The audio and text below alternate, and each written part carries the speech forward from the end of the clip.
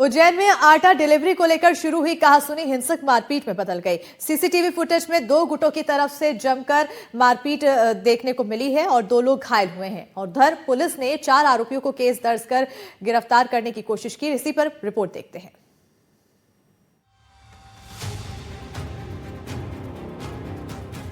एक दुकान पर जबरदस्त मारपीट चल रही है। 2 गुट एक दूसरे पर थप्पड़ों की बौछार कर रहे हैं। इस बीच एक शख्स डंडे से भी हमला करता नजर आ रहा है।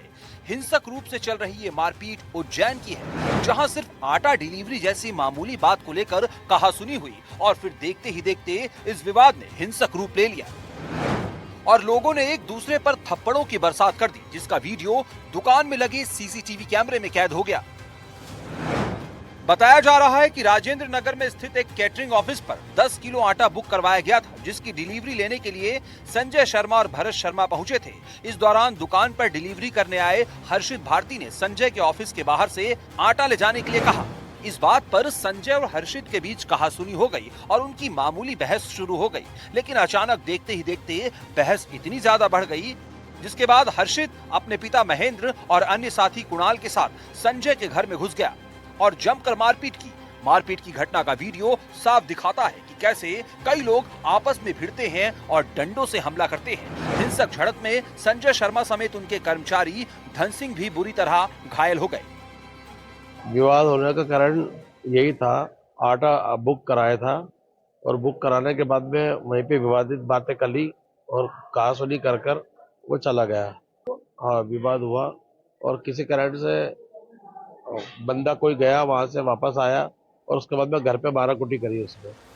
मामले की शिकायत मिलने पर पुलिस ने हर्षित समेत 4 लोगों के खिलाफ केस दर्ज कर लिया है और जांच शुरू कर दी है। पुलिस फिलहाल आरोपियों की तलाश में जुटी हुई है। एनडीटीवी के लिए उज्जैन से ललित जैन की रिपोर्ट।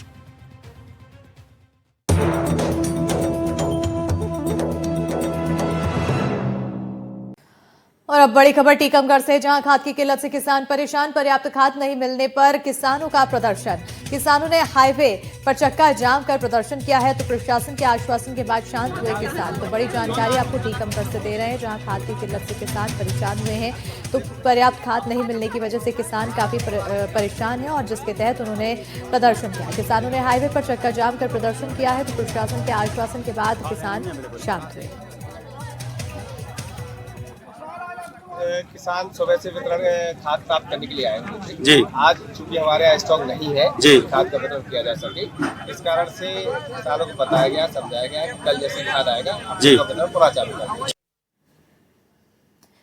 खबरों में आगे बढ़ेंगे। अगली बड़ी खबर इंदौर से है, जहां निगम कर्मियों पर वेंडर को पीटने का आरोप लगा है, तो लोगों ने घायल को एम्बुलेंस से अस्पताल पहुंचाया। लोगों ने निगम की गाड़ी रोककर हंगामा किया, तो कनाडिया में नगर निगम चला रहा था अभियान। रोजाना ठेले और गुमटियां हटा रहा है निगम। तो बड़ी जानकारी आपको इंदौर से दे रहे हैं, जहां निगम कर्मियों पर वेंडर को पीटने का आरोप लगा है। तस्वीरें भी इससे जुड़ी कुछ सामने आई है, जहां पर लोगों ने घायल को एम्बुलेंस के जरिए अस्पताल पहुंचाया, तो लोगों ने निगम की गाड़ी रोककर हंगामा किया है।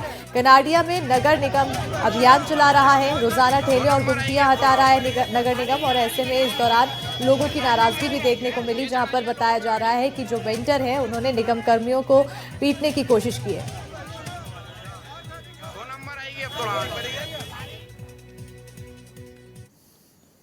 खबरों में आगे बढ़ेंगे। जबलपुर से अगली बड़ी खबर है, जहां ट्रक ड्राइवर की हत्या मामले में खुलासा हुआ। कंडक्टर ने ही की थी ट्रक ड्राइवर की हत्या। पुलिस ने हत्या के आरोपी को गिरफ्तार किया, तो 2600 रुपए के चलते वारदात को अंजाम दिया गया है। कंडक्टर ने पत्थर से सिर कुचलकर हत्या की थी, तो कंडक्टर ने पूछताछ में कबूले हत्या की वारदात। बड़ी जानकारी आपको जबलपुर से दे रहे हैं, जहां पर ट्रक ड्राइवर की हत्या मामले में बड़ा खुलासा हुआ है।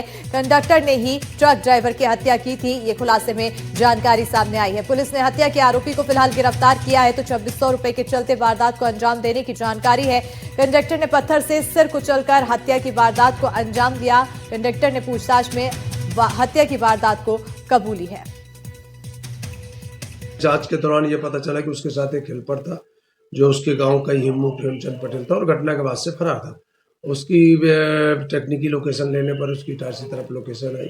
इस बात पर वरिष्ठ अधिकारी से अनुमति लेकर के टीम रवाना किया। टीम में दीपक उइके के साथ 2 आरक्षक भेजे थे, जिनके द्वारा उसको जीआरपी की मदद से इटारसी से राउंड अप किया गया और ला करके विस्तृत पूछताछ से से करने पर उसने अपना जुर्म स्वीकार किया उसका कहना यह था कि पिछले एक हफ्ता पहले ही इनके साथ हेल्पर के लिए आया था।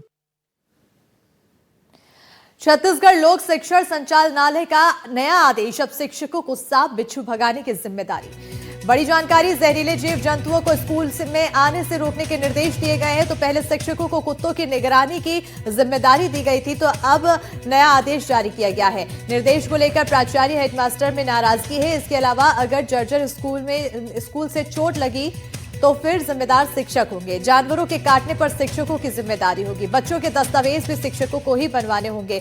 तो कहीं ना कहीं जिस तरह से नए नए आदेश जारी किए जा रहे हैं, शिक्षकों में, प्राचार्य में इसको लेकर नाराजगी देखने को मिल रही है। छत्तीसगढ़ लोक शिक्षण संचालनालय की तरफ से नया आदेश जारी किया गया है, जिसमें अब शिक्षकों को सांप बिच्छू भगाने की जिम्मेदारी सौंपी गई है। जहरीले जीव जंतुओं को स्कूल में आने से रोकने के निर्देश दिए गए हैं और इससे पहले कुत्तों को भगाने के निर्देश दिए गए थे, जिसके तहत लोगों में जो स्कूल के शिक्षक हैं, प्राचार्य हैं, उनकी तरफ से नाराजगी व्यक्त की गई थी और एक बार फिर नाराजगी देखने को मिल रही है।